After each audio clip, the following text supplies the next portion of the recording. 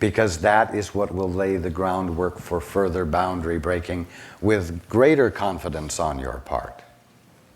And that's the whole point.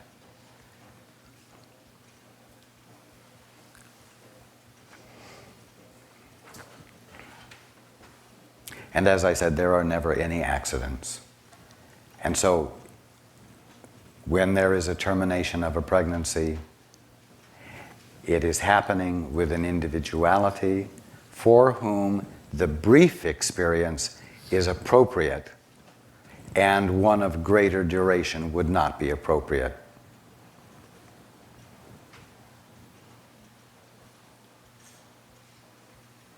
It's that simple.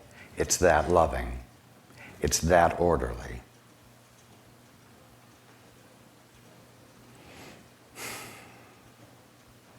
And that's the end of the answer.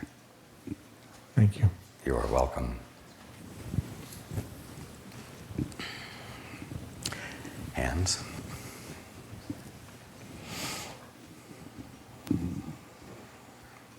The lady with the green pen.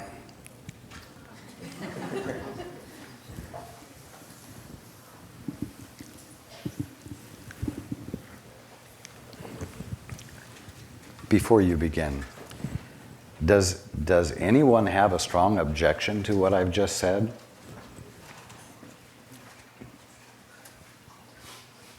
Okay, go ahead. I'd like a little more volume on the questioner. Okay, if you'll hold it close to your mouth. Hi, Paul. Hi. Thank you, Paul. Thank you to your wife as well. I'm tickled to be here. And I want to preface what I'm saying by saying I'm not sure what I'm asking. And I'll explain that to you. I followed your guidance before in listening to my guides, and they have given me a wonder of things to expect in my life. And I'm torn between, I can face that, I can do what I'm asked, and I can accept my future, whatever it is, and the impatience of wanting to know what's going to happen. So I'm here with... I'm going to interrupt you. Okay. It's unreasonable for you to want something that God can't even have, What's that? knowing what the future is going to be.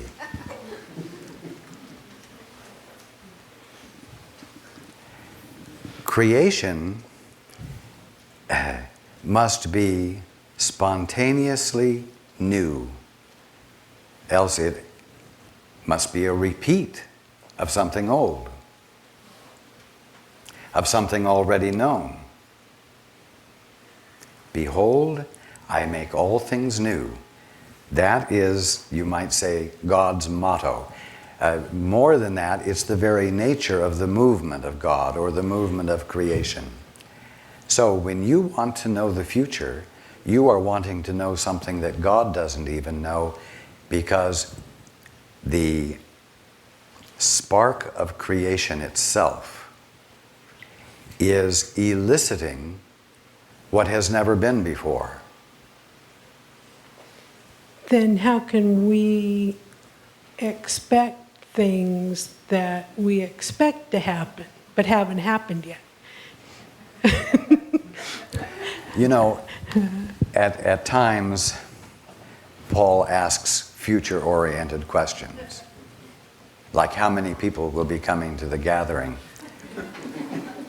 in spite of the fact that it said on the notice, please respond so we may know how much food to have and so on.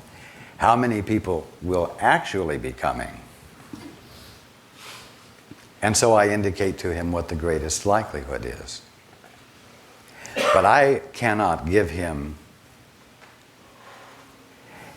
an absolute answer about a future event.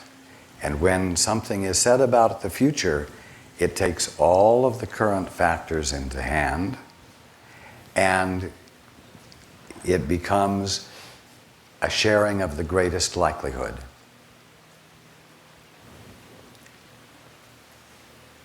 You don't want to know what the future is. I'll tell you that when I first started talking to Paul, I told him that he would travel around the world speaking to large groups of people, he would have been scared to death because he's not that gregarious.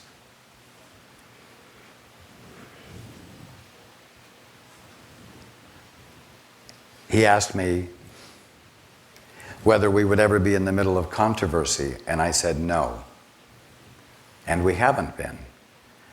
But later on, I shared with him that I didn't tell him we wouldn't be controversial.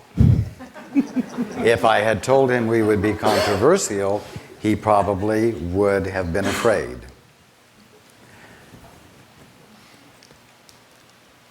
What is life?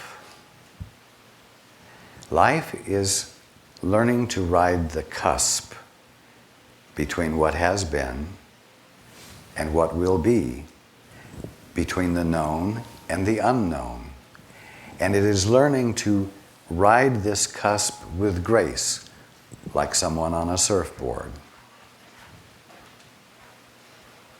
You cannot know where the wave is going to go, because we're talking about riding the leading edge of creation.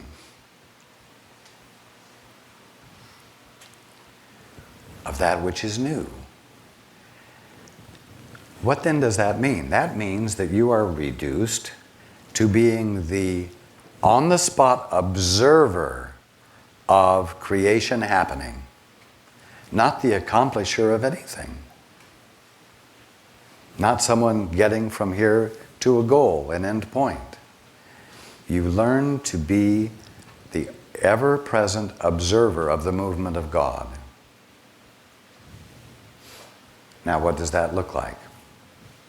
It looks like many things. I will share that it looked like Susan going out to the grocery store and getting a cup of coffee and a donut and coming home with a new house.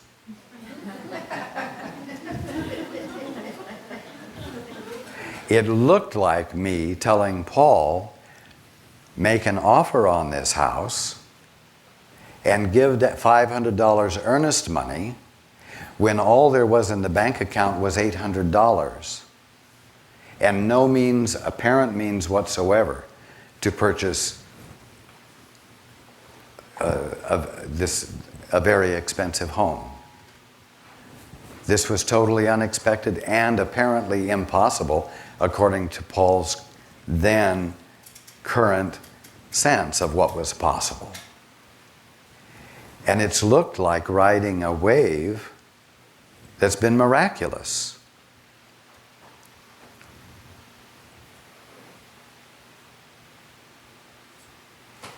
And what I want everyone to know is that, excuse me, is that the potential, the transformational potential that each of you sits at the threshold of is even greater than what I've just described, and that even Paul has much more work to do in yielding up his sense of limitation as to what's possible so he can let more of all that the Father is being into his conscious experience. But the only way he can do it, or the only way, let us say, Susan can do it, is by being totally present in the experience of ordering a cup of coffee and a donut. You see what I'm saying? What I'm saying is, what would be called spectacular things can arise out of very inconsequential things if you're being totally present with the inconsequential things. I think I'm there. I believe that totally spectacular things are coming. I'm led to believe that totally spectacular things are coming. I'm impatient for those things to happen because I want to follow what God leads me to do so that I may express joy and fulfillment in my life. So what do you think I'm saying? I'm saying, be present in the inconsequential things. Be totally present in the moment you're in, with curiosity, with willingness to see with fresh eyes, and let go of the impatience.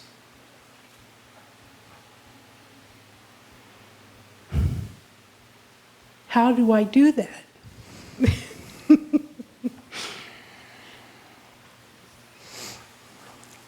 Well, you dare to express joy at the communication that you have received, and then you say, "Thy will be done, God.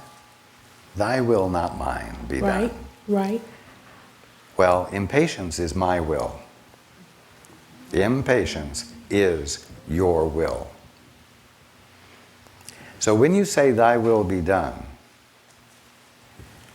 be sure to add the second part, "not mine." And when you feel yourself impatient, squelch it.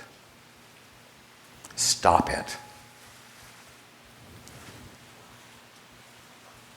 You can't make God dance to your tune. If you can't make God dance to your tune, then you have only one choice available to you, and that is to wait on God. Be attentive to God for what God is being in God's own timing. That's my dilemma, is the balance between those. Waiting for God's timing and then being impatient. Exactly, except that you're talking about two things as though there really are two things. There's God's timing, and then you say, "There's my impatience." Well, I tell you, the you that's being impatient doesn't exist. So never mind. You got it.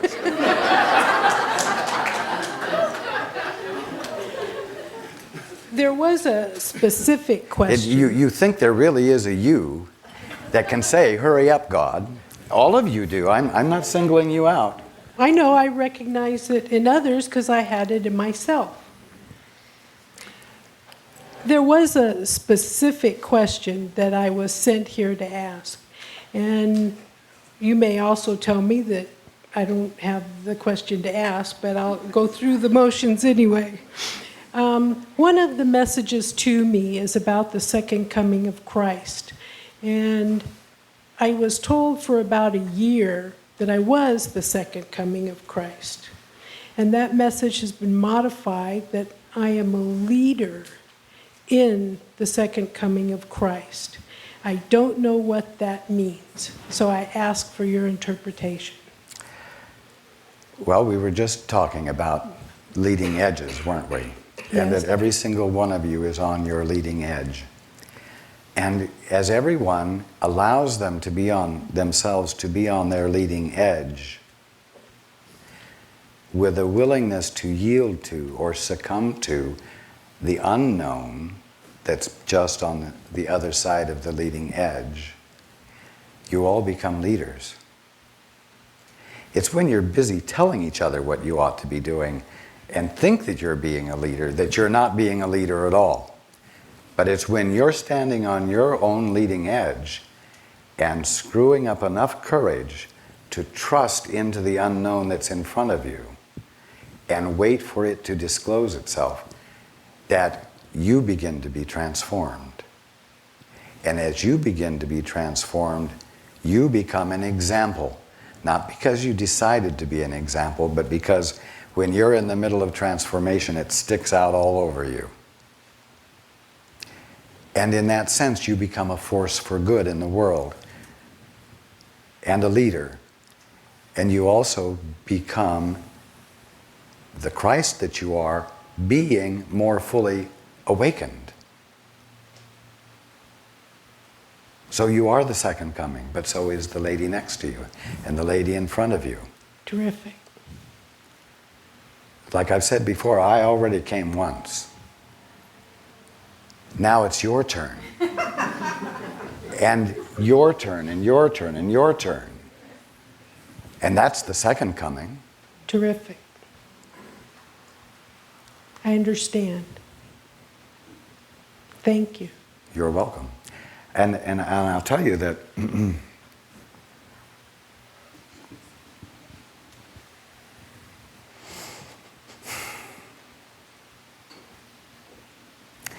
I'll tell you that to be the second coming of the Christ isn't something you can feel any pride about. It isn't anything you will feel or have occasion to feel arrogant about. It isn't something you will ever feel proud of. And to put it very simply, it won't be ego satisfying at all.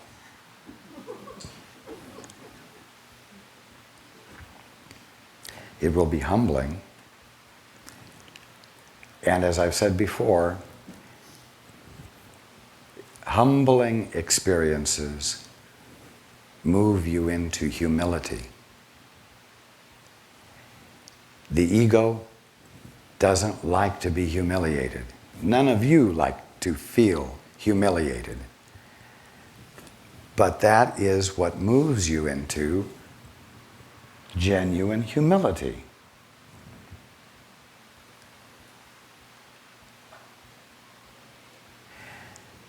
As the Christ of you begins to be felt by you, within you,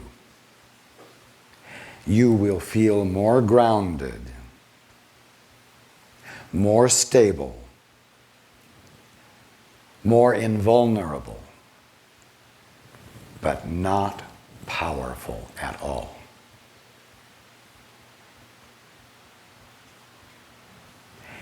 And therefore, your experience of inner peace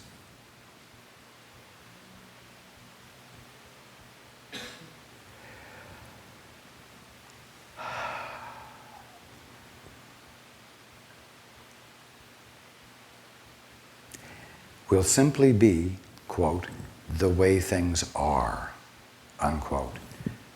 Not special in any way, and not something that can be taken away from you ever again.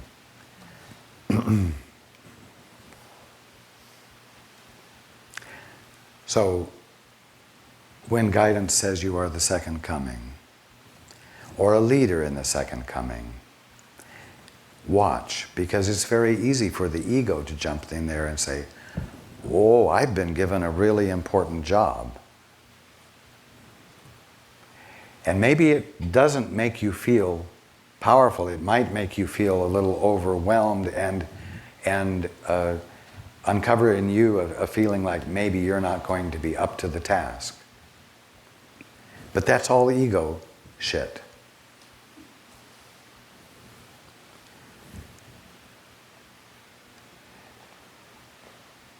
Every single one of you are bound to wake up. Every single one of you are bound to discover that you are the Christ. And actually, it's more appropriate to say all of you are bound to rediscover that you are the Christ and always have been. Well now, if you've been so insane as to not recognize you're the Christ, and now you rediscover that you are the Christ, how great does that make you? All you did was become sane again. You see what I mean? I say this for perspective so that your egos don't overwhelm you with grandiose feelings, as though being the Christ is really important. It is important. But the reason it's important is because that's already who you are and you don't know it.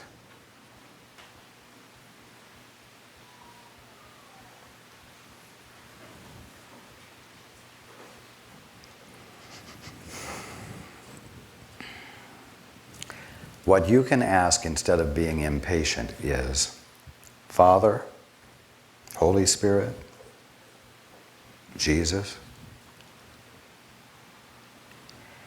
help me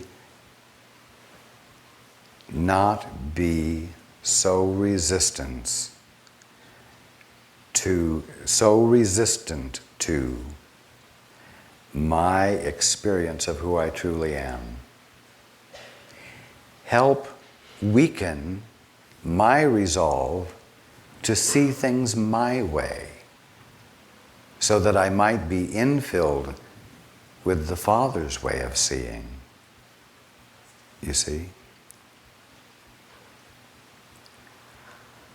I will be willing to stay present in my peace in the moment I'm in without concern or preoccupation about the future. And what I'm asking is, help weaken my determination to hold on to the way I think things are and the way I see things. You see?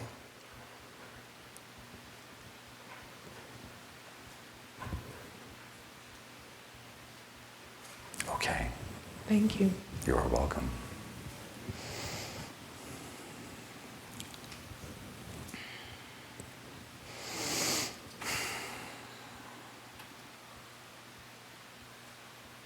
We're going to take a short break.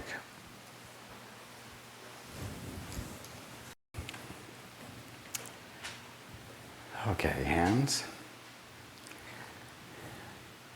Okay.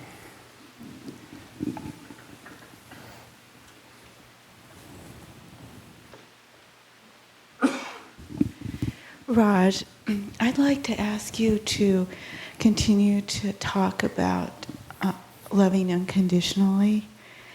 And I find that I feel vulnerable, and it's something I'd like to be able to do more, with more ease, confidence. I will tell you that the reason you feel vulnerable is because you are loving unconditionally for a purpose. If you love unconditionally in order to transform someone, or you love unconditionally so as to be safe, or for any reason you might imagine, then you're not really loving unconditionally. You're just being forbearing. You're just being more consciously tolerant. And that's dishonest. And you will always feel uncomfortable when you're being dishonest.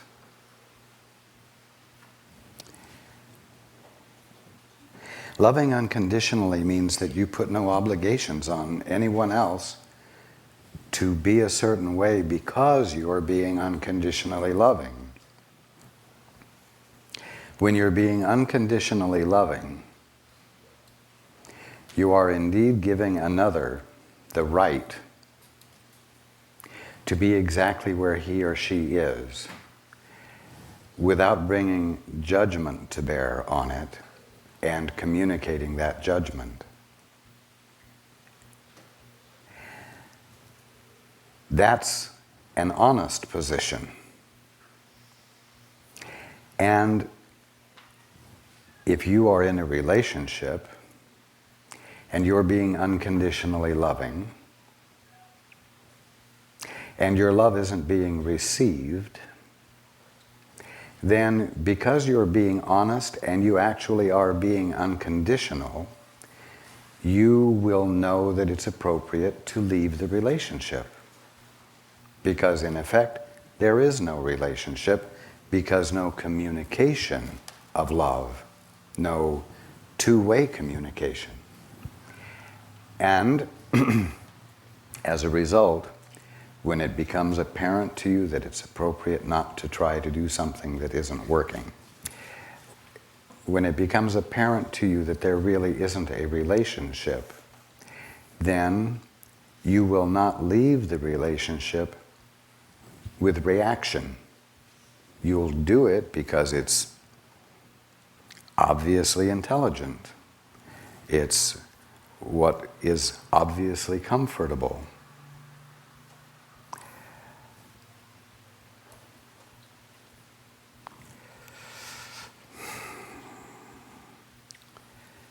Women seem to be susceptible to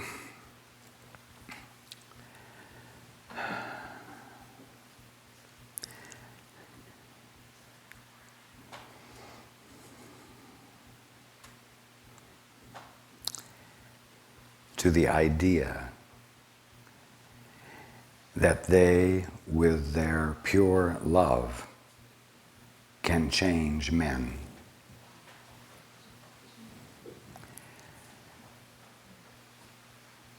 For the better, of course.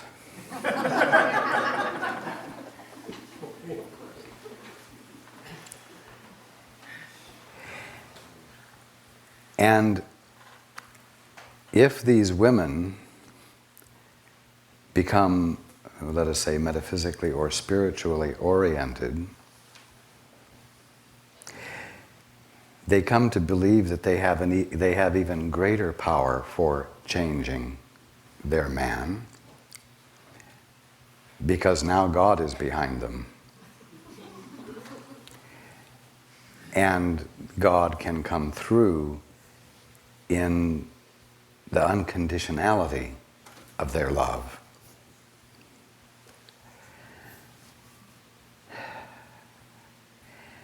Every woman who engages in this will feel vulnerable.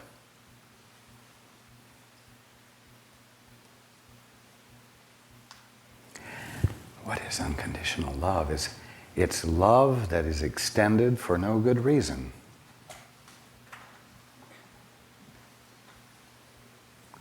It's love that's extended because it's your nature.